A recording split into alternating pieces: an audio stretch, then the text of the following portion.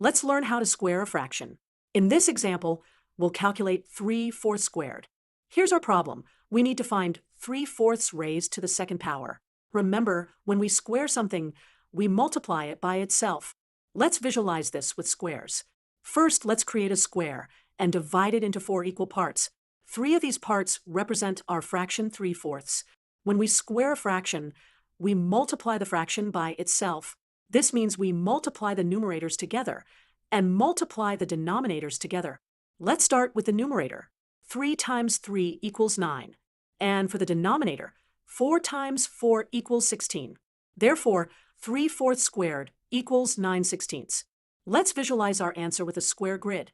If we divide our square into 16 equal parts and shade 9 of them, we can see that 9/16 is less than 3/4, which makes sense because when we multiply a fraction less than 1 by itself, the result should be even smaller. To summarize, when squaring a fraction, we square both the numerator and denominator separately. 3/4 squared equals 9/16.